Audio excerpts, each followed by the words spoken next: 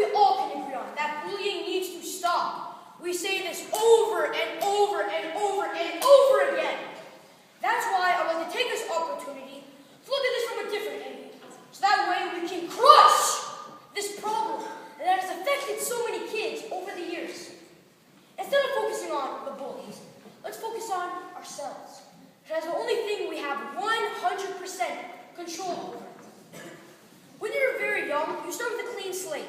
You laugh, you love, you share, and want to spend all your time playing with those around us. Hurting and hating people does not come to our minds. That's why when you're playing with your friends, you don't care who they are or where they come from. Let me put it like this. This is the inner bubble we are all born with. It is innocent, caring, and all you want to do is have fun and please those around us. Everything is going great at that age, except for that one day when you're playing on the playground and some kid says something as simple as, "You're stupid." Come on, it's not that bad of a comment, right? I mean, we've heard a lot worse, and this was just a small comment. That is when the first layer is created. Since the bubble is so sensitive, a shell quickly forms around it as a defense mechanism to protect us from any other similar attacks.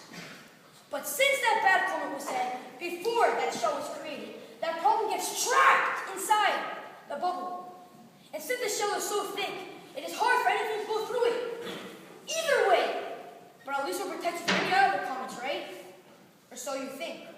You're walking down the hallway, mind your own business, and a foot comes out of nowhere and shoots you face first right on the ground. Everyone's pointing at you, laughing. You feel so ashamed, humiliated, and embarrassed for yourself.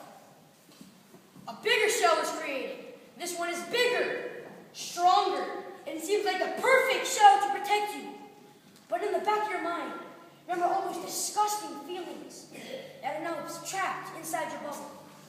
Years pass, and after those years, more and more and more and more shells will go around your innocent bubble. And all you know, you think this is the perfect thing to protect you. The truth is, it's not. So at the end of the day, you still feel upset and bullied. Let me let you in on a little secret. When you bottle up these problems, you get all these ugly feelings that are now trapped inside you. They make you feel sad and worthless. And when people see you walking down the hallway, they know what you're going through. To protect their own bubble, they bully you every single day, and it doesn't stop. I guess what I'm trying to say is, do not rely on a shield and shell to protect you. Because the truth is, it does more harm than it does good. Although bullying needs to stop, we need to find a way to deal with it when it happens. So start peeling those layers. And as you do this, I promise you, these problems will start leaving your bubble, and you'll be able to handle these problems 100 times better. Although kids will always try and bully other kids, you want to know what?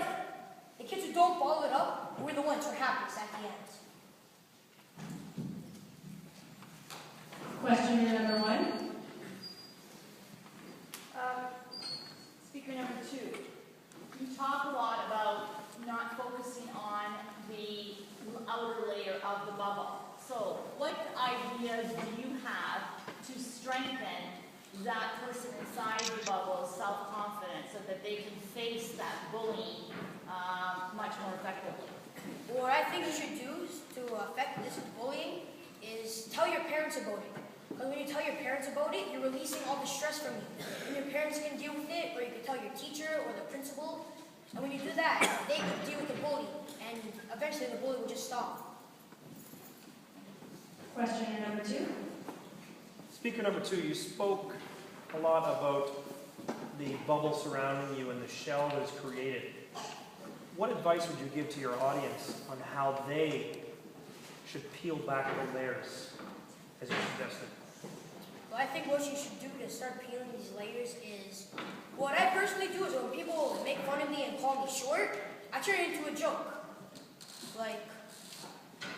So what they could do is, what I said before, tell your parents, or turn it into a joke. Like, if someone calls you fat, you're like, yeah, I'm Santa Claus. Something like that. Thank you, speaker number 2.